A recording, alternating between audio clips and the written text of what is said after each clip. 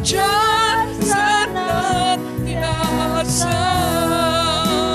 Tuhan ini yang ku mau, yang mau kau menjaga hatiku supaya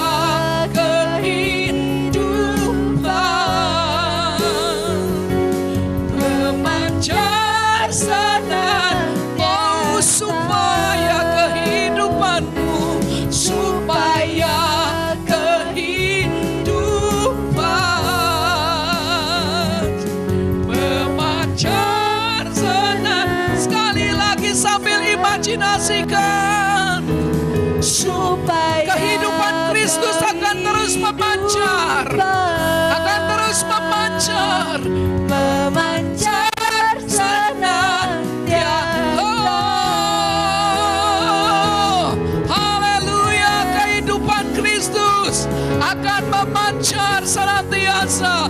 Itulah yang Tuhan tetapkan. Semua kami tidak lagi memancarkan kehidupan kami sendiri.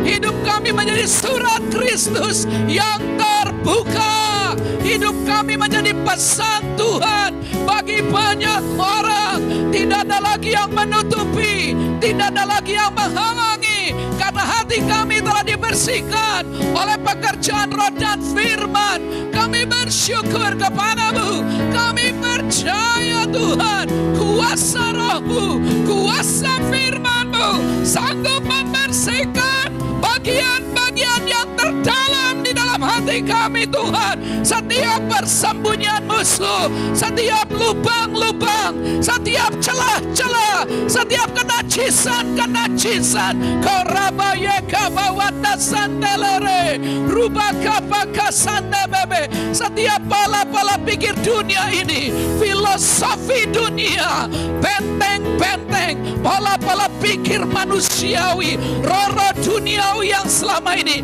berdiri kokoh menentang pengenalan akan Allah. Pada saat ini kami lepaskan kuasa roh, kuasa firman, firman kasih karunia. Saat ini dilepaskan. Pekerjaan roh membongkar habis setiap pekerjaan tipu daya si jahat dan setiap benteng-benteng, kubu-kubu yang menentang pengenalan akan Allah. Pada saat ini kami injak-injak, kami robohkan di dalam nama Tuhan Yesus. Sebaliknya pekerjaan Roh Kudus akan bekerja di tengah-tengah kami, membuat kehidupan Kristus memancar senantiasa. Wow, haleluya. Bangsa-bangsa akan datang kepada cahaya yang terbit atasmu. Itu kata Tuhan, dan itu pasti terlaksana di dalam nama Tuhan Yesus. Apa yang Tuhan firmankan itu pasti terjadi. Roh Kudus ambil alih pemberitaan firman. Kami membuka diri supaya sungguh tanah hati kami semua dari tanah hati yang subur, siap untuk menerima benih firman yang sanggup membuat hidup kami terus mengalami perubahan, pertumbuhan, semakin serupa, dan semakin serupa dengan Kristus saja. Tidak ada yang lain. Terjadilah di dalam nama Tuhan Yesus. Mari sama-sama kita katakan amin. Berikan sorak-sorai sekali lagi kepada Tuhan. Sorak-sorainya harus lebih meriah dari sorak-sorai kalau neriakin apa kemenangan Persib kayak apa kayak gitu, benar nggak? Kenapa kita bersorak-sorai? Karena kita tahu bahwa Tuhan dari tengah-tengah kita. Dan Dia sudah berjanji untuk membawa kita dari kemenangan kepada kemenangan. Berarti kita harus terus bersukacita dan bersorak-sorai. Amin. Berikan sorak-sorai sekali lagi kepada Tuhan. Haleluya. Firman-Mu dilepaskan. Kami bangkit berjalan dari kemenangan. Terjadilah di dalam nama Yesus. Amin. Silakan duduk. Ya, betul. Itu penting sekali. Ya. Jadi kita harus tahu jati diri kita. Hari ini topik kita tentang bagaimana kita harus bersungguh-sungguh berdoa. Ya, ada beberapa poin yang diminta, tapi mungkin tidak semua poin yang akan saya sampaikan. Tunggu, ini jamnya betul nggak? 13.40, oke, bebas. Karena tadi saya dengar di Bandung Timur cuma setengah jam. Jadi saya mulai mikir setengah jam berarti. Nah, enggak ya? Oh bebas, oh, mantap ya. Ya, kita bersyukur bagaimana Tuhan ingin membangun rumah doa. Amin. Kita sama-sama sudah diperlengkapi Tuhan setiap mulai dari awal bulan Januari kali ya. Kita akan belajar tentang bagaimana Tuhan ingin membangun rumah doa.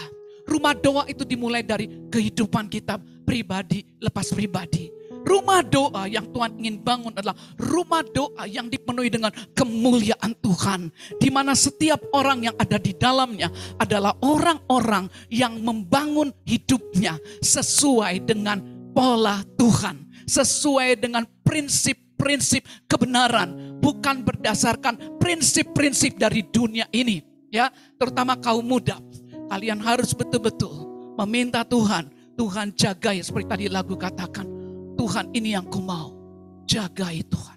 Karena di tengah-tengah dunia saat ini, roh-roh jahat pun terus berusaha mendistrak. Roh-roh jahat terus berusaha untuk membawa kita tipis, nggak kelihatan. Tapi sedikit demi sedikit, nggak tahu-tahu kita ternyata udah jauh dari jalan Tuhan. Karena kita sekarang udah punya alat-alat canggih. Untuk bisa lihat di YouTube, untuk bisa lihat di internet segala macam, betul nggak? Bahkan kita bisa banyak terima input-input yang malah bisa mengotori pikiran kita. Yang menyebabkan kita semakin tidak paham akan firman. Itu sebabnya betul minta. Doa saya pun selalu gitu. Condongkan hatiku Tuhan. Terus tertuju kepada peringatan-peringatanmu. Kepada jalan-jalanmu. Kepada rencanamu. Bukan kepada laba. Bukan kepada kepentingan diri sendiri. Itu biarlah menjadi doa kita semua.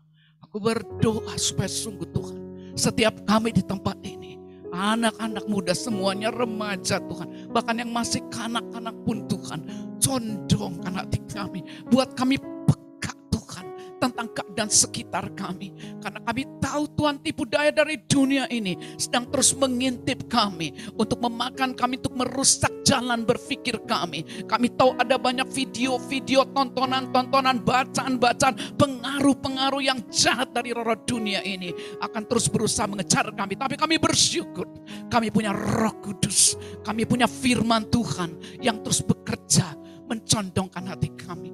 Condongkan hati kami Tuhan, untuk terus tertuju kepadamu, bukan kepada yang lain.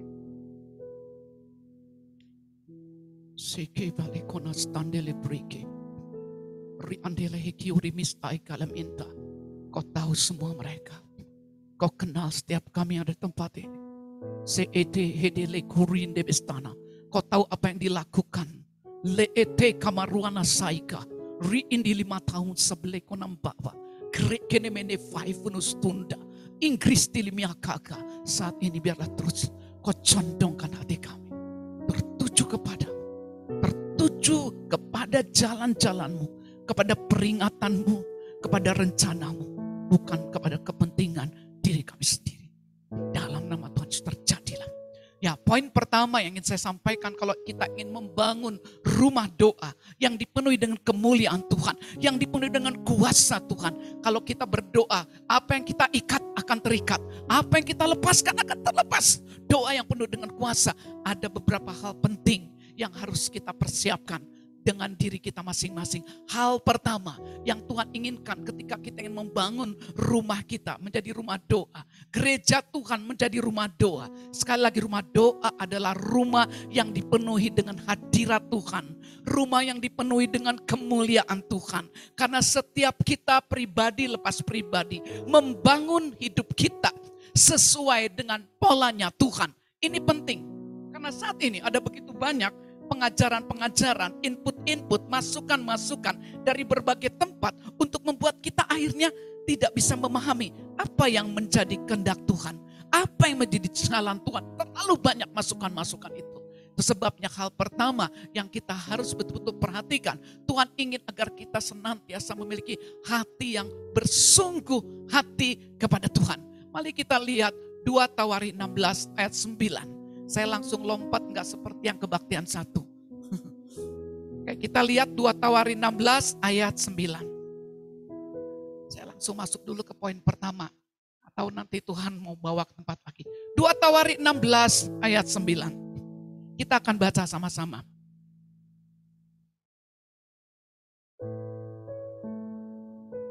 Ya, 1, 2, 3.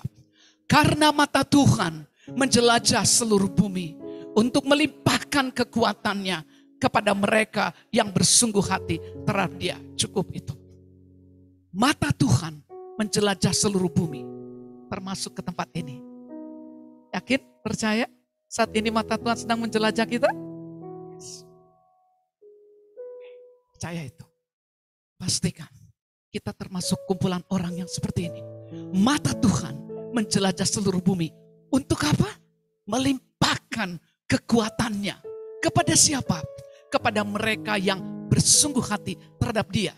Dalam hal ini kau telah berlaku bodoh. Ini kepada Raja Asa. Ya, sebab itu mulai sekarang ini engkau akan mengalami peperangan. Bahkan dia sakit dan meninggalnya juga dalam kondisi sakit. Sebelumnya dia orang radikal. Sebelumnya dia orang yang cinta Tuhan. Dia mau cari Tuhan mati-matian, gila-gilaan, habis-habisan. Anak kecil bahkan yang tidak cari Tuhan itu dibunuh. Ya. Neneknya yang tidak cinta Tuhan sungguh-sungguh dipecat jabatannya. Jadi Raja Asa adalah raja yang sangat radikal. Sungguh-sungguh cinta Tuhan.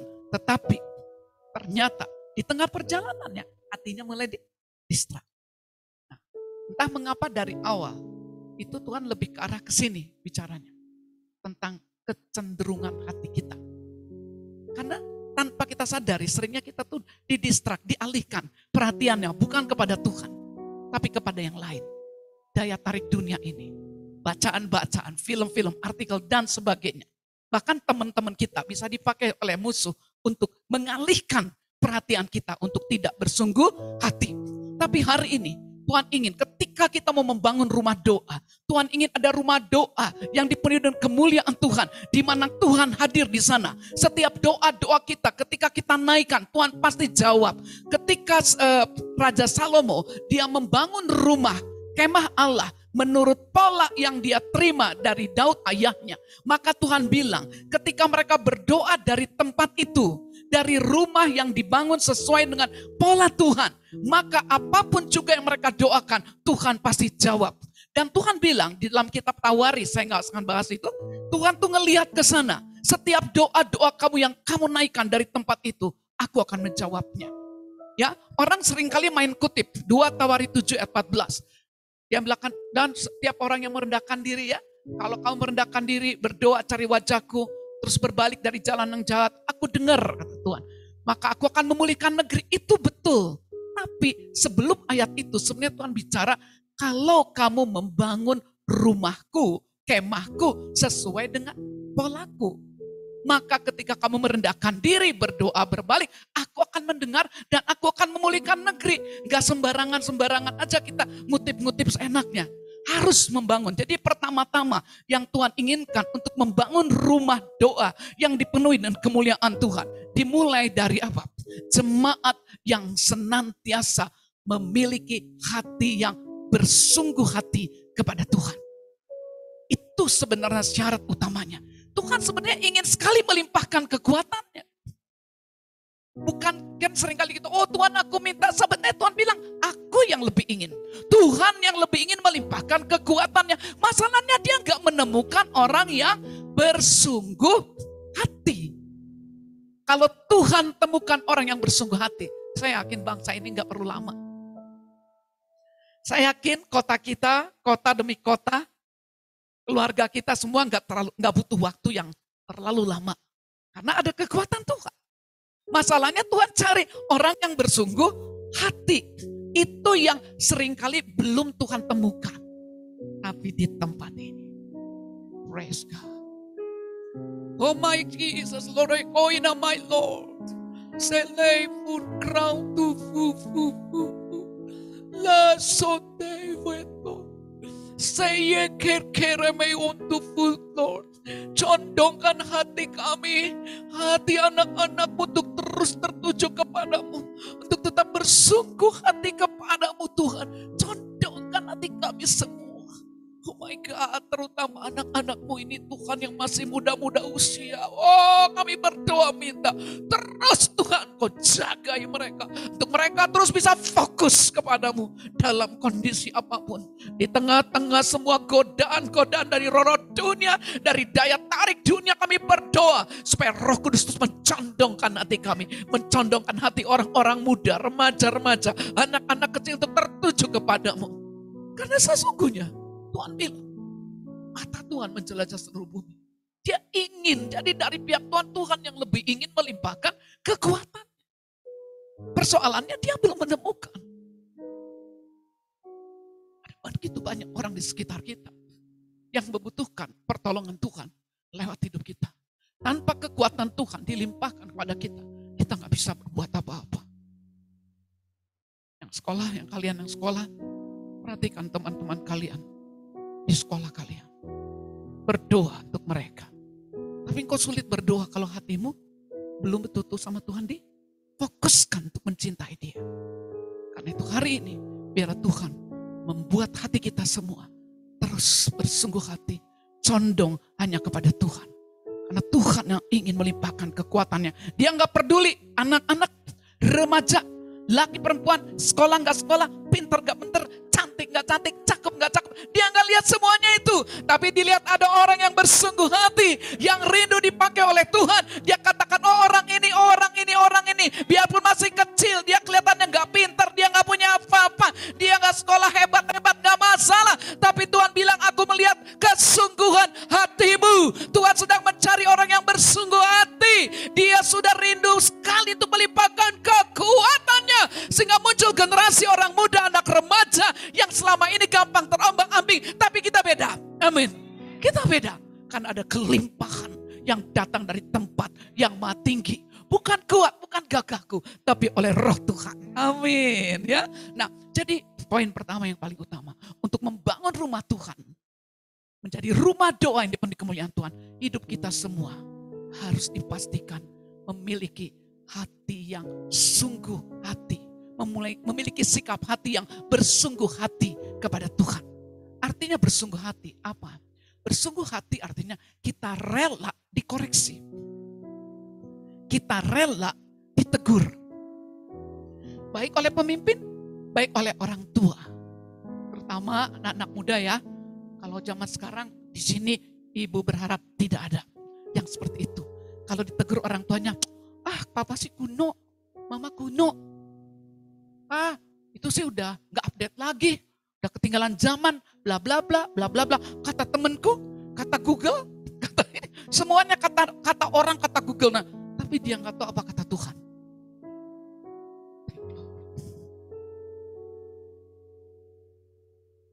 Teruslah berbicara dalam batin kami Tuhan. Terus condongkan hati kami. Aku tahu kau sedang bekerja di tempat ini. Kau sedang menjamah setiap hati kami. Sekalipun mereka muda, sekalipun mereka anak kecil. Kelihatannya mereka tidak mampu. Tapi kau percaya kepadamu. Engkau akan melimpahkan kekuatanmu kepada kami semua Tuhan. Kepada anak-anakmu ini Tuhan. Sehingga mereka betul-betul bisa kau pakai. Menjadi orang yang berdampak sejak kecil. Orang bilang gak mungkin. Tapi apa yang tidak mungkin menjadi mungkin bagimu. Terjadilah di dalam nama Tuhan Yesus. Haleluya. Saya bersyukur sementara menyampaikan firman. Terus Tuhan mengalir di dalam ini. Saya bisa merasakan hati Tuhan. Bagaimana Tuhan ingin sekali memunculkan kita. Menjadi generasi yang berbeda. Dia bilang mereka butuh kelimpahan kekuatanku. Jadi jangan ada yang minder ya. Jangan ada lagi yang minder. Jangan bilang aku masih muda, aku masih remaja, aku masih kecil. Udah gak usah pikir itu. Bersungguh hati Tuhan akan limpahkan kekuatannya. Nah itu sebabnya orang bersungguh hati seperti apa? Dia rela dikoreksi. Dia rela ditegur. Baik oleh pemimpin rohaninya. Baik oleh orang tuanya, baik oleh saudara-saudarinya di dalam Tuhan yang mencintai Tuhan, yang membawa suara Tuhan. Kita harus punya sikap hati yang rela, yang mau dibentuk, mau diubah, mau diajar. Dan ada hal penting selain mau ditegur, mau dikoreksi, mau belajar. Ada satu yang penting juga di kebaktian satu saya sampai dalam pengajaran rasul-rasul. Kenapa penting hal ini? Itu sebabnya saya bersyukur di sini ada ibu rohani kalian, Mbak Yus. Dia terhubung dengan pengajaran rasuli. Walaupun dia bukan rasul, ibu juga bukan rasul, nggak perlu. Yang nggak penting namanya. Nggak penting mau rasul ke nabi, mana rasul udah nggak penting. Yang penting kita betul-betul menerima pengajaran rasuli, terhubung dengan itu. Karena jemaat mula-mula menjadi kuat, menjadi sehati, dahsyat doanya, mujizat nyata. Karena apa? Mereka bertekun dalam pengajaran rasul-rasul. Kenapa penting pengajaran rasul-rasul? Karena itu pola Tuhan. Tuhan sudah bilang, di rumah Tuhan, dalam gereja Tuhan, umat Tuhan tidak boleh mencari pengajarannya sendiri-sendiri. Sekarang banyak kalau kita mau ambil dari mana berbagai media dan semua, kita bisa. Tapi itu bukan pola Tuhan. Kalau setiap orang di tempat ini, bayangkan si A, si B, si C, si D, ada di sini ada 20 orang. 20 orangnya tiap hari membaca yang dia mau baca. Yang dia pelajari semua. Firman Tuhan yang dia pelajari yang enak pokoknya ke telinga gue. Pokoknya yang penting buat aku. Gak terlalu mau tahu apa yang diajarkan oleh pemimpinmu. Ingat, bukan itu pola Tuhan. Kalau kita tidak bertekun dalam pengajaran rasul, hati kita mulai dialihkan. Pasti bukan mencintai Tuhan. Bukan mencintai kebenaran. Bukan mengikuti rencana Tuhan, tapi rencana sendiri. Keinginan sendiri. Cinta diri, cinta dunia, cinta mamon. Itu 3 hal besar yang selalu dikerjakan iblis di semua orang. Gak peduli dari mulai anak-anak semua sampai orang dewasa, kita punya cinta diri. Cinta diri artinya kita tidak mau diganggu. Maunya keinginan kita, cita-cita kita, pendapat kita, pikiran kita, perasaan saya, keinginan saya, pikiran saya, cita-cita saya, pendapat saya, dan saya. Itulah cinta diri. Karena itu pada saat ditegur, ya gak mau. Tapi ketika kita bertekun dalam pengajaran rasul, Tuhan membukakan firman-Nya. Kita memiliki sikap hati yang mau. Namanya bersungguh hati artinya selain rela dikoreksi, mau bertekun dalam pengajaran rasul, kita mau betul-betul membuka hati kita terhadap Roh Kudus. Karena tanpa Roh Kudus bekerja, kita nggak akan paham. Apalagi sering kali orang bilang gini, anak kecil mah nggak akan ngerti lah apa yang namanya pekerjaan Roh Kudus. Anak kecil nggak ngerti lah itu ini. Itu kata kita. Ada jemaat di tengah-tengah kami, kelas 6 SD, ya, luar biasa. Dia bisa menangkap pengajaran rasul yang saya sampaikan, yang pemimpin saya sampaikan. Dia bisa menyampaikan, dia doa, dia bisa mengekspresikan, dia bisa menangkap kebenaran-kebenaran yang orang dewasa saja belum tentu bisa menangkapnya. Anak kelas 6 SD. Kenapa? Terbuka terhadap pekerjaan Roh Kudus. Itu sebabnya ini doa saya juga buat kalian semua. Buka hatimu, minta Roh Kudus. Roh Kudus, aku tahu memang aku gak pinter. Memang yang perlu bukan pinter atau gak pinter. Tapi membuka diri terhadap pekerjaan Roh Kudus. Itulah orang yang bersungguh hati. Orang yang siap masuk dalam rumah doa. Yang akan menghadirkan kemuliaan Tuhan. Dia mempunyai hati yang bersih. Dia rela dikoreksi. Dia mau belajar. Membuka diri terhadap Roh Kudus. Untuk Roh Kudus menuntunnya ke dalam seluruh kebenaran. Sehingga kebenaran yang Tuhan sudah sampaikan lewat pemimpin di tempat ini bisa kita tangkap. Biarpun itu anak SD. Kalau anak SD saja bisa, berarti SMP, SMA, mahasiswa yang bekerja berumah tangga harusnya lebih bisa lagi dong. Itu yang membuat saya semakin sekarang Tuhan bukakan. Kamu lihat, jemaat di tempat kamu ada anak SD, tapi dia bisa menangkap sedemikian rupa. Kalau saudara dengar doa dia, gak percaya kalau gak lihat di gambarnya itu doa seorang anak. Kalau dia doa gini, Tuhan, aku percaya kepadamu bahwa aku ada gerejamu yang betul-betul memiliki mentalitas orang prajurit, mentalitas orang petani, mentalitas orang olahragawan terbangun dalam hidupku, terbangun dalam hidup jemaat. Aku percaya generasi yang berbeda, sekalipun aku kecil, tapi aku akan menjadi role model bagi banyak orang. Anak SD ngomong gitu loh, kelas 6 SD. Hidupku bukan lagi seperti roda yang kadang di atas, kadang di bawah dan turun naik. Hidupku tapi akan menjadi seperti tangga yang akan naik lebih tinggi dari kemuliaan kepada kemuliaan, dari kemenangan kepada kemenangan. Itulah jati diriku, itulah jati diri jemaat. Weh, saudara bayangin, udah kayak pengkhotbah aja sebenarnya ya. Karena dia terus bertekun dalam pengajaran rasul-rasul. Membuka hati terhadap Roh Kudus. Roh Kudus cepat ngasih tahu. Nah, ketika Roh Kudus membukakan kebenaran, kebenaran itu akan memerdekakan kita. Amin. Jadi si anak itu pun biarpun masih anak, dia gak penakut. Ya, kalau dia mulai doain virus-virus tuh. Virus-virus, mau Omikron, mau itu semua. Dengar ya, aku telan kamu di dalam kemenangan. Gak bisa kamu merusak kami gereja Tuhan. Bla bla bla. Luar biasa sekali saudara. Saya yakin itu juga yang terjadi pada kita. Ketika kita membuka diri terhadap pekerjaan Roh Kudus. Kita bertekun dalam pengajaran rasul-rasul. Pola-pola pikir yang dunia mulai dicopot. Karena sikap kita sangat ditentukan dengan apa yang kita yakini. Ketika kita terhubung dengan pengajaran-pengajaran dari dunia, kita sikapnya seperti dunia. Tapi kalau kita terhubung dengan pengajaran rasuli, yaitu firman yang Roh Kudus singkapkan menjadi kebenaran yang memerdekakan, pasti hidup kita sama dengan kebenaran. Amin. Kita pasti beda dengan dunia ini. Ya.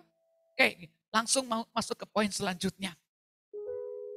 Nah, kita akan lihat bagaimana Yesus memberikan contoh dalam kehidupan doanya sehari-hari. Jadi Yesus itu seseorang yang dalam hidupnya nggak omong doang. Dia menunjukkan bahwa dia adalah seorang pendoa. Pagi-pagi benar. Coba kita lihat Markus 1 ayat 35. Nah, pagi-pagi benar kalian ngapain? Kita ngapain yo ya? Coba kita lihat Yesus gimana sih? Ya, kalau membangun hidup kita menjadi rumah doa, hal yang kedua adalah kita harus mengikuti kehidupan yang Yesus juga jalani. Ya. Markus 1 ayat 35, siapa yang punya suara keras? Adik paling belakang kanan yang pakai masker orange. Nah, siapa namamu nak? Berry. Berry. Bisa baca itu. Yang keras nak, berdiri nak, coba.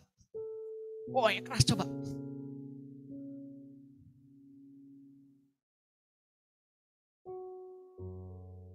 Yes, terima kasih Berry ya. Pagi-pagi benar. Waktu hari masih gelap, Yesus bangun dan pergi keluar. Ngapain? Cari gorengan kah? Baca-baca, lihat-lihat YouTube, Instagram, dan sebagainya. Pagi-pagi benar dia bangun, dia pergi keluar. Ngapain ya? Dia pergi ke tempat sunyi dan berdoa di sana. Jadi kalau kita membangun rumah doa yang dipenuhi dengan kemuliaan Tuhan, hidup kita masing-masing harus mengikuti teladan Yesus. Setiap pagi prioritaskan, pagi-pagi benar. Kalau Yesus saja, dia betul-betul orang yang betul-betul anak Allah yang maha tinggi datang menjadi manusia. Dia berdoa, kenapa kita enggak? Dia berdoa pagi-pagi. Karena itu suasana di mana belum ada banyak gangguan. Ya. Jadi pagi-pagi benar, jadikan itu prioritas utama. Karena ketika kita pagi-pagi benar, kita bangun persekutuan dengan dia. Itu membuat hati kita, pikiran kita akan dipenuhi dengan hati dan pikirannya. Walaupun kita masih anak, masih muda, kita bisa nangkep. Karena roh yang lapar dan haus, kita bangun setiap pagi, kita cari Tuhan. Kita ngobrol dengan Tuhan. Orang profesor gak bisa nangkep, kita bisa nangkep. Amin. Iya, orang-orang hebat sekolah teologi S2, S3, S4, S5, STLR dan S semuanya pun apapun tingkatannya tanpa Roh Kudus mereka tidak tangkap. Tapi kalaupun kita masih muda, masih remaja, masih anak-anak, tapi kita terbuka pada Roh Kudus, lalu kita bangun persekutuan kita dengan Tuhan, kita belajar berdoa, kita belajar mendoakan firman. Ya, bagaimana membangun persekutuan dengan Tuhan? Kita pakai firman-firman yang sudah disampaikan baik di ibadah sini maupun di komsel dan sebagainya ya. Kegiatan yang dilakukan oleh gereja banyak disampaikan firman. Pakai firman tersebut untuk bahan obrolan kepada Tuhan. Ya, contoh, Ibu sering sekali pakai bahan dari Mazmur 119 yang tadi. Condongkanlah hatiku Tuhan untuk tertuju kepada peringatan-peringatanmu, bukan kepada laba. Jangan kepada laba. Condongkan hatiku Tuhan. Condongkan. Jadi ketika Ibu berdoa, saya berdoa kepada Tuhan. Saya minta Tuhan, periksa hatiku. Seperti lagu tadi ya. Periksa hatiku. Ujilah aku. Selidiki aku. Uji batinku. Lihat Tuhan, apakah hatiku bersungguh hati padamu atau tidak Tuhan. Kalau engkau melihat hatiku tidak bersungguh hati, ada sekian persen saja ku berikan kepada yang lain. Aku minta kepadamu supaya engkau menolong aku melihatnya dan aku mengambil keputusan.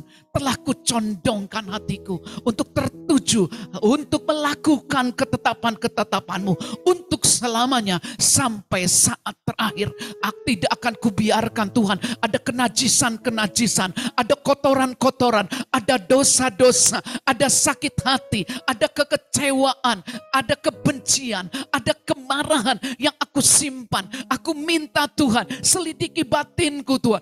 Pagi-pagi benar, aku datang kepada dia. Aku ingin bertemu dengan dia. Aku pakai firman tersebut. Aku katakan kepada dia, Tuhan, condongkan hatiku. Jangan biarkan hatiku Tuhan beralih kepada yang lain. Tuhan, jangan biarkan aku dipenuhi dengan keinginanku sendiri. Jangan aku memikirkan kepentingan diriku. Tuhan, aku minta kepadamu. Tuhan, mari Tuhan. Lalu sesudah saya berdoa, saya katakan, telah ku condongkan. Sebentar minta minum setok.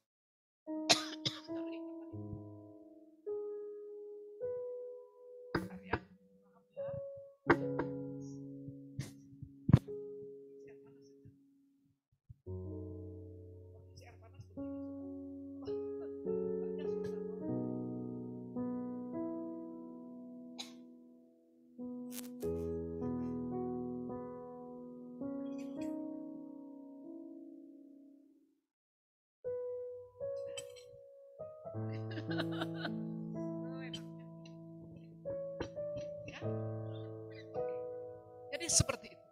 Ya, gunakan. Pagi-pagi benar ngapain aja sibuk kok pagi-pagi benar. Apa langsung nyembah? Tergantung. Ketika kita bekerja sama dengan Roh Kudus, nanti Roh Kudus bisa tiba-tiba dia dorong, nyanyi lagu ini dong untuk aku, katanya ya. Nyanyi apa aja terserah ya. Jadi pagi lakukan itu. Oh Tuhanku, condongkan hatiku untuk melakukan ketetapan-ketetapanmu, bukan melakukan keinginanmu. Beritahukan apa yang direncanamu Tuhan hari ini. Tolong aku Tuhan, periksa hatiku Tuhan. Kalau misalnya ada sesuatu yang ganjel yang aku punya dengan orang lain, bukakan Tuhan. Karena aku gak mau ada ganjelan antara aku dengan orang lain. Karena ganjelan antara aku dengan orang lain membuat kita terganjal dengan Tuhan. Mau bangun rumah doa, tapi hidup kita punya ganjelan-ganjelan gak bisa. Tapi itu bisa tertangani ketika kita datang kepada Tuhan. Miliki sikap hati yang senang mencari Tuhan. Kalau punya unek-unek, datang sama Tuhan. Kadang-kadang waktu kita punya unek-unek, kita pikir kita benar. Tapi ketika kita datang pada Tuhan, Tuhan bilang, gak benar kamu. Yang benar justru temanmu itu. Kamu udah simpan sakit hati. Padahal di mataku yang salah itu kamu. Contoh kasus Marta dan Maria. Marta udah punya unek-unek sama Maria. Dia bilang Maria itu benar-benar egois. Gak perhatiin aku. Aku kerja sendiri. Aku sibuk, dia gak peduli. Lalu dia bilang sama Yesus, Guru gak peduli gitu. Lihat tuh si Maria tuh. Lihat nih tuh dia cuek banget. Lihat tuh dia egois. Benar-benar dia merasa dirinya benar. Dan dia bilang sama Yesus, kau gak diem, kau diemin aja.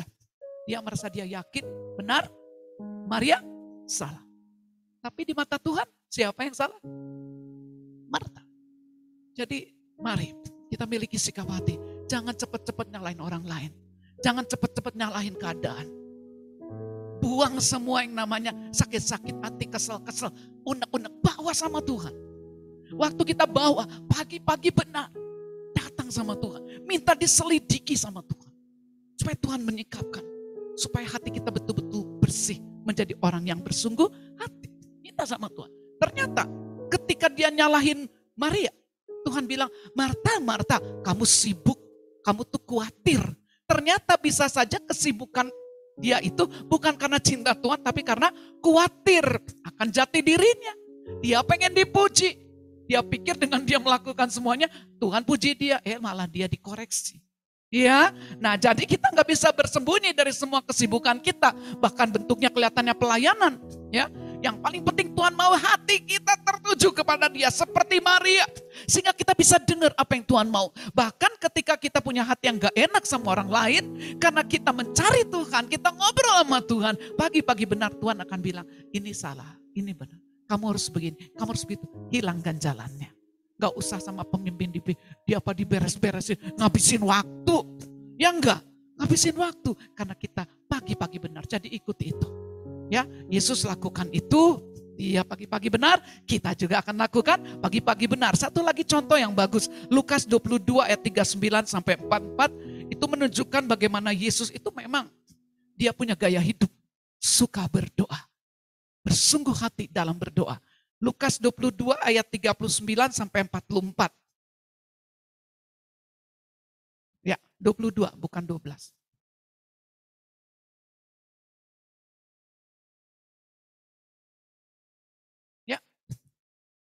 Ya, saya aja baca ya. Lalu pergilah Yesus keluar kota dan sebagaimana biasa. Sebagaimana biasa, berarti sudah menjadi kebiasaannya. Ia menuju Bukit Zaitun. Murid-muridnya juga mengikuti dia. Setelah tiba di tempat itu, ia berkata kepada mereka, berdoalah supaya kamu jangan jatuh ke dalam pencobaan. Berarti orang yang gampang jatuh dalam pencobaan adalah orang yang tidak berdoa, ya. Simple ya. Yesus bilang, ayo berdoa supaya kamu nggak jatuh ke dalam pencobaan. Pencobaan akan datang terus-menerus. Tapi lagu tadi bilang gak ada pencobaan yang melebihi kekuatan kita. Tapi walaupun tidak melebihi, kita akan jatuh kalau tidak berdoa.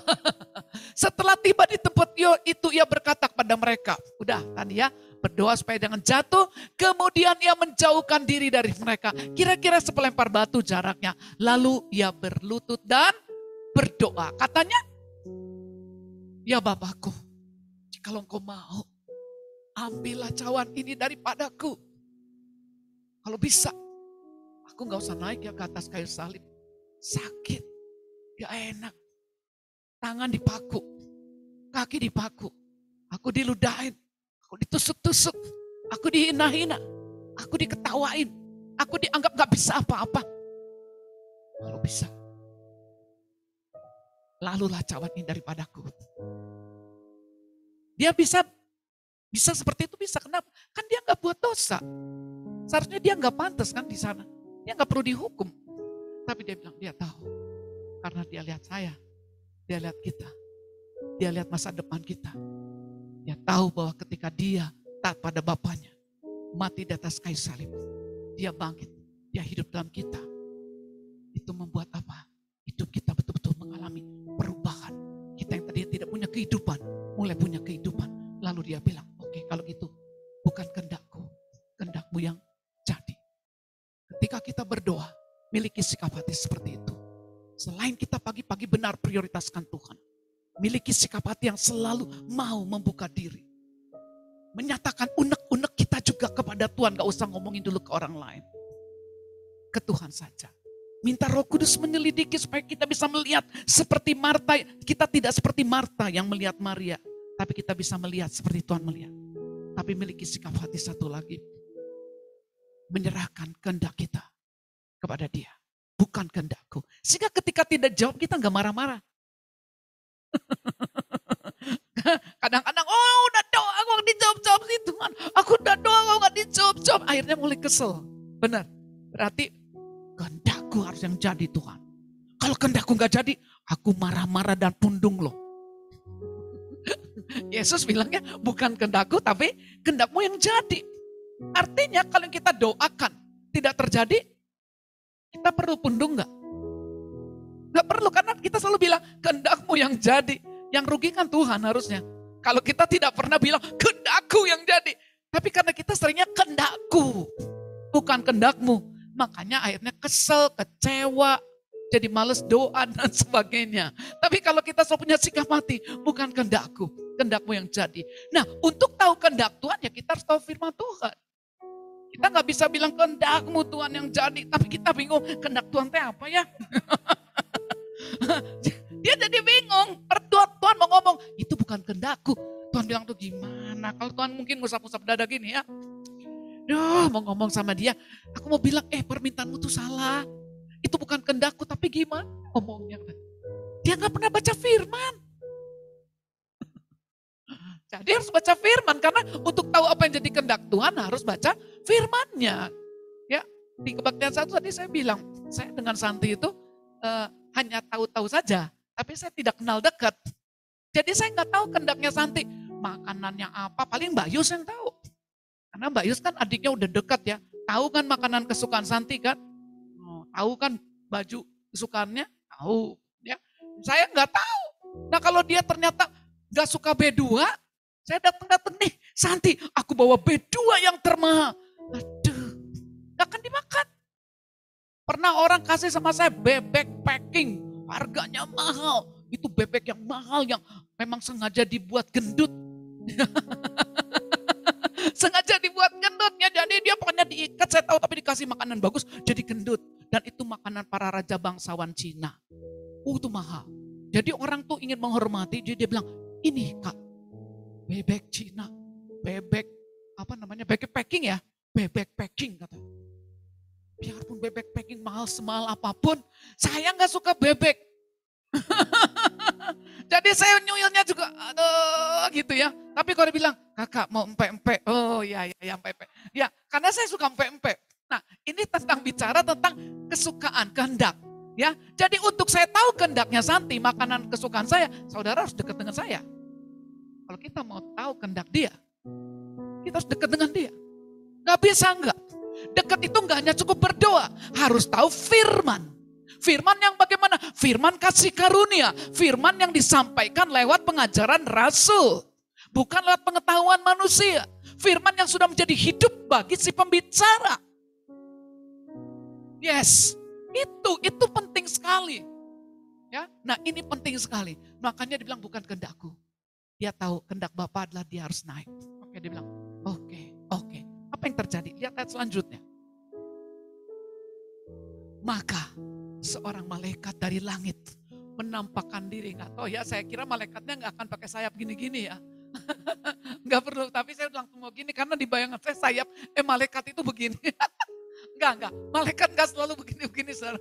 Maka seorang malaikat dari langit menampakkan diri kepadanya. Untuk apa? Memberi kekuatan kepadanya. Artinya pada saat kita menyerahkan seluruh hidup kita kepada Tuhan, doa-doa kita bukan untuk memenuhi keinginan kita. Kita hanya katakan apa yang menjadi kehendak-Mu, itu yang jadi Tuhan. Atas hidupku, atas sekolahku, atas keluargaku, atas kotaku. Bukan kehendak-Ku Tuhan, bukan cita-citaku Tuhan, bukan keinginanku Tuhan, tapi kehendak-Mu Tuhan. Ketika kita bilang seperti itu, apa yang terjadi? Walaupun yang kita akan lakukan seperti Yesus harus naik ke atas kayu salib, akan ada kekuatan. Bagi setiap orang yang mau melakukan kehendak Tuhan, yang mau menyerahkan hidupnya kepada Tuhan, bukan kehendakku, tapi kehendak-Mu, Tuhan akan menampakkan diri. Dia akan memberikan kekuatan. Sama dengan ayat tadi, dia akan melimpahkan kekuatannya kepada orang yang bersungguh hati. Orang yang rela melakukan apapun yang Tuhan perintahkan. Walaupun kelihatan menyakitkan. Walaupun kelihatannya tidak enak. Ya, saya tadi bagi berkat di kebaktian 1. Waktu saya baru menikah, walaupun kalian masih remaja-remaja di sini, masih muda, biarlah melalui apa yang saya bagikan. Nilai kebenaran yang Tuhan sudah tanam, itu juga ikut terduplikasi, ikut tertancap kuat kepada kalian, lahir generasi. Karena saya masih muda pada waktu itu juga, walaupun bukan waktu remaja. Ya maksudnya menyerahkan hidup seperti itu. Waktu itu saya baru menikah, hanya setahun menikah, suami saya bilang gini, Ma, aku harus keluar dari kantor, tidak kerja di perusahaan manapun. Terus betul-betul disuruh Tuhan, cari Tuhan, belajar firman, doa. Untuk mendoakan seluruh jemaat. Untuk kita melahirkan generasi yang luar biasa. Orang-orang radikal yang cinta Tuhan. Yang akan mengubahkan kota-kota, kampus-kampus, perusahaan-perusahaan. Jadi Bapak gak kerja di kantor? Enggak. Terus kita tiap bulan makan dari mana? Dari surga. Kata kalian kan, kata generasi sekarang kan, itu orang edan ya. Orang gila kan. Kami udah gila dari dulu. Ya, gila untuk Tuhan. Seperti Yesus. Gak salah mau naik atas kayu salib. Asal itu kehendak Bapak. Lalu saya bilang sama suami saya, oke Pak, saya gak gini. Rugi nikah sama kamu. Kamu tuh sarjana elektro tahu. Kamu tuh orang pinter, jenius. Ngapain kalau gak kerja di kantor? Terus kita gak digaji. Emang jemaat mau kasih duit? enggak. Kenapa? Masih SMP. Jemaatnya masih SMA. Mahasiswa. Belum pada punya duit. Dan kebetulan jemaat waktu itu banyaknya menengah ke bawah. Jadi orang-orang yang gak bisa kasih uang pada kami setiap minggu, setiap bulan gak ada. Gak ada gereja yang mau nyumbang, gak ada. Yayasan yang mau nyumbang, gak ada. Donatur, gak ada. Masa? Jadi Ibu Rita begitu waktu muda? Iya. Hidup gak? Bukan hidup lagi. Dia berikan kekuatan kepadaku karena aku taat kepada kehendaknya, bukan menjadi orang yang minta-minta, menjadi orang yang lemah, orang yang gampang bete, gampang tersinggung. Justru saya mengalami ada sukacita, Kekuatanku adalah bukan karena aku punya ini, punya itu, punya ini, tapi karena aku mengasihi Tuhan, aku mentaati Tuhan, aku menyerahkan hidupnya kepada Dia, maka Dia memberikan padaku kekuatan. Goncangan demi goncangan akan terjadi ke depan ini. Betul. Tuhan udah bilang, sekali lagi aku akan menggoncangkan. Apa yang dapat digoncangkan? Langit, bumi, semuanya. Tapi Tuhan akan membangkitkan saya dan kita semua. Menjadi generasi yang berbeda. Generasi yang tidak tergoncangkan. Kenapa mereka kuat? Kenapa mereka kuat? Mereka tahu kehendak Allah. Kenapa mereka mau? Karena mereka kenal siapa Tuhan yang mengasihi mereka. Jadi saya buktikan itu. Ketika suami saya bilang, ya Tuhan yang bilang. Saya enggak gini. Aduh. Terus lapor sama keluarga. Bayangin, si Ferry, dia begitu, enggak gitu. Terus saya enggak nusuk. Saya bilang, oke Pak, kalau itu kehendak Tuhan, yes, ayo kita jalan. Kenapa saya bisa seperti itu? Karena saya mengenal Tuhan. Saya bangun persekutuan saya dengan Tuhan tiap-tiap pagi. Saya rajin merenungkan firman-Nya. Saya bangun persekutuan dengan Tuhan. Semakin dekat, semakin tahu kehendaknya. Iya enggak? Makin dekat dengan Tuhan, makin tahu Tuhan mau apa. Jadi waktu suami bilang gitu, saya tahu itu Tuhan juga yang mau. Ya, karena saya cinta Tuhan, saya kenal Tuhan. Saya bilang, yes, oke Pak, ayo kita jalani. Gimana caranya? Ada buku kosong. Saya ingat, kalau saudara melihat ada bukunya sampai sekarang tuh saya simpan. Bulan Juni tahun sekian nikah, nah, ya ajarin. Oke, kira-kira kebutuhan kita bulan ini apa? Apa ya? Bukan keinginan ya, kata dia. Kebutuhan. Saya bilang, kebutuhannya kasih perpuluhan berapa? Terserah.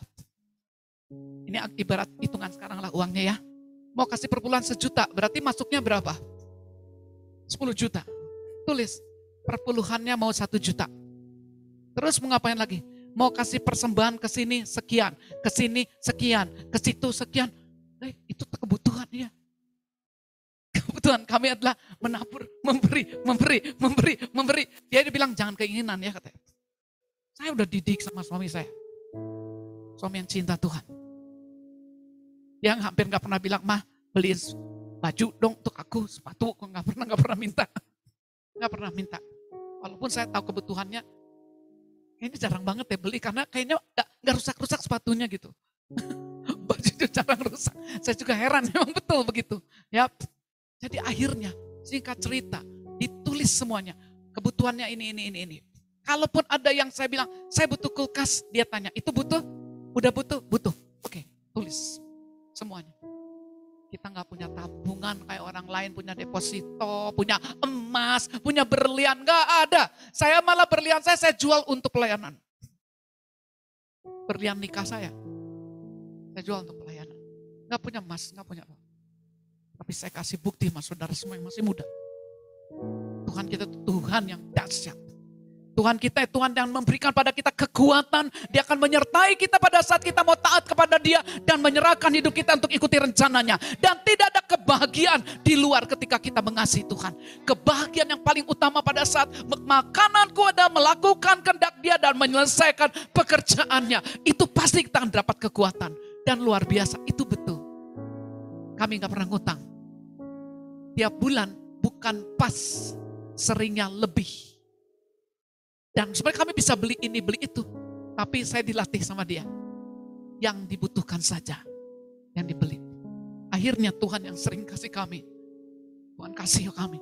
Karena saya punya uang kasih ke orang. Punya uang kasih ke tempat yang Tuhan suruh. Akhirnya Tuhan yang kasih sama kami. Dipenuhinlah rumah kami dengan cara Tuhan. Tiba-tiba datang tempat tidur lah, tiba-tiba datang meja makan lah. Sampai sekarang nggak tahu itu tempat tidur saya dari mana. Saya nggak pernah tahu. Dan sampai sekarang juga sering begitu. Orang ngirim sama saya, rekening, tiba-tiba ada 30 juta masuk. Dari siapa sih? Saya pergi ke bank, takut saya salah masuk, ntar dipakai-pakai, bener nggak? Takutnya bukan ke saya. Cari bank bilang nggak tahu dari mana itu nggak tahu. Aduh, dari mana mau bilang terima kasih ke siapa? Takut salah ngirim kan? Cari-cariannya saya cari WhatsApp saya. Ada nggak sih orang yang bilang mau ngasih duit? Saya bilang, oh ini ada orang yang saya mau memberikan persembahan, Bu. Ibu. Siapa ya? Manggil saya ibu, bukan kakak. Ini ibu, orang agak jauh kelihatannya kan. Saya cek, saya telepon orangnya. Benar ini, benar Bapak mengirimkan uang kepada saya? Betul. Bapak namanya siapa? Pak Gunawan. Gunawan. Bapak rumahnya di mana? Di Gading Serpong. Gading Serpong. Saya kok nggak punya teman ya di Gading Serpong namanya Pak Gunawan. Ya saya Pak Gunawan. Betul Bapak kirim uang untuk saya? Betul. 30 juta? Betul. Bapak itu siapa ya? Kebayang gak saudara? Kayak gitu cara Tuhan. Pokoknya saya gak sempat cerita. Ntar kok ngobrol-ngobrol satu saat ya. Itu banyak banget kesaksiannya seperti itu. Sering kali Tuhan kasih seperti itu. Bukan jarang tapi sering. Sampai sekarang pun cukup sering Tuhan kirim secara yang ajaib sekali. Karena menyerahkan hidup pada Tuhan. Saya kira cukup sampai di sini. Ini menjadi sebuah nilai yang harus kalian pegang. Bahwa pada saat aku membangun hidupku. Menurut kehendak Tuhan. Menurut kebenaran Tuhan yang aku pelajari melalui pengajaran rasuli, khususnya lewat pemimpin di tempat ini. Sekalipun kelihatannya yang aku lakukan itu sesuatu yang tidak enak. Aku akan taat, bukan kehendakku. Belajar menyerahkan hidup. Bukan aku lagi yang hidup. Hanya Kristus saja yang hidup. Bukan aku lagi, bukan kehendakku, bukan cita-citaku. Apa yang terjadi? Hidup kita akan dipenuhi dengan kemuliaan Tuhan. Kita akan menerima kekuatan Tuhan. Di masa muda kita akan mengalami Tuhan melimpahkan kekuatannya kepada kita. Sehingga akhirnya walaupun masih muda, ada banyak orang yang akhirnya mengenal Tuhan. Datang kepada Tuhan karena mereka melihat ada kehidupan yang berbeda. Yang kita bawa. Ya, kita sukacita terus di tengah kegoncangan. Haleluya. Di tengah ini, puji Tuhan. Kita bersyukur. Kenapa ada kekuatan Tuhan terus yang melimpah. Karena kita terus mengasihi Tuhan. Kita tekun persekutuan dengan Tuhan di dalam doa. Kita tekun merenungkan firman Tuhan. Kita terus rajin bersekutu dengan Tuhan. Akibatnya itu yang terjadi. Hidup kita semakin hari semakin dilimpahi dengan kekuatannya. Kemuliaan Tuhan menyelimuti hidup kita. Sehingga akhirnya orang-orang yang selama ini sering bertemu dengan kita mulai datang mengenal Tuhan lewat hidup kita. Mari kita bangkit berdiri. Praise God. Terima kasih Tuhan. Rumahmu akan disebut sebagai rumah doa. Rumah yang dipenuhi dengan kemuliaan Tuhan. Mulai bayangkan pribadi lepas pribadi setiap kita. Walaupun kau masih anak, masih remaja, buang pikiran jauh-jauh yang mengatakan aku gak bisa dipakai Tuhan. Justru Tuhan bilang, aku sedang cari orang yang bersungguh hati kepada aku. Hatimu akan kubersihkan. Hatimu akan diisi oleh hatiku. Hatimu akan diisi dengan kebenaranku. Sehingga bukan hikmatmu lagi, kau tidak perlu takut. Tetapi hikmatku, kekuatanku, kuasaku, kasihku akan memampukanmu berjalan dari kemenangan kepada kemenangan. Karena apapun yang kita hadapi, Tuhan katakan, ketika kita menyerahkan hidup bukan kehendakku, tapi kehendakmu. Aku mau terus Tuhan taat kepadamu. Aku menyerahkan hidupku kepadamu. Tuhan akan memberikan kekuatannya kepada kita. Sehingga kita akhirnya menjadi orang yang selalu taat kepada Tuhan. Thank you Lord. Thank you Lord. Thank you Lord. Thank you Lord. Thank you Lord. Engkau yang menyelidiki hati kami. Engkau yang tahu siapa kami. Engkau tahu kondisi kami. Firman telah disampaikan. Kami percaya kepadamu Tuhan. Engkau yang mencondongkan hati kami semua untuk tertuju kepadamu, untuk mencintaimu sejak masa muda kami. Dan kami percaya kepadamu Tuhan pada saat kami menyerahkan seluruh hidup kami kepadamu. Untuk mentaatimu. Kekuatan demi kekuatan kau limpahkan kepada kami. Sehingga ketika kegoncangan datang model apapun juga Tuhan. Kami tidak akan ikut tergoncangkan. Dan kami percaya pada saat kami tidak tergoncangkan. Akan ada banyak orang yang mulai goncang akan datang kepadamu lewat hidup kami. Thank you Lord. Selidiki aku, lihat hatiku, apakah ku sungguh mengasihimu, Yesus, Kau yang Maha tahu dan mengenal hidupku. Tak ada yang tersembunyi bagimu.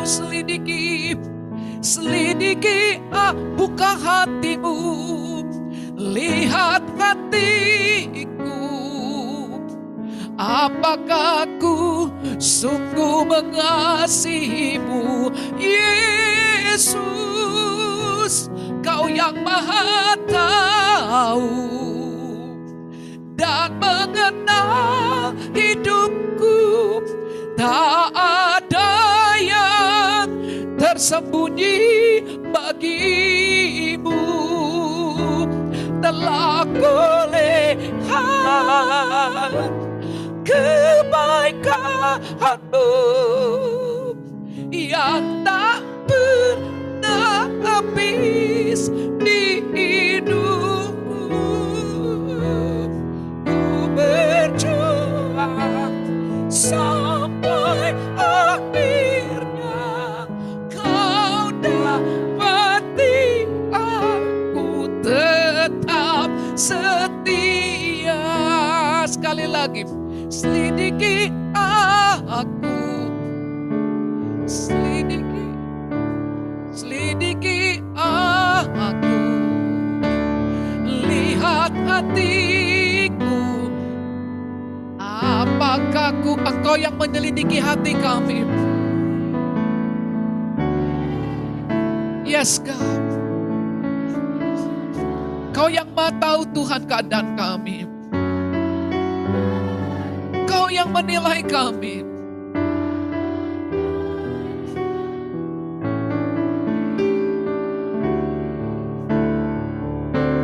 Telah kulihat kebaikan-Mu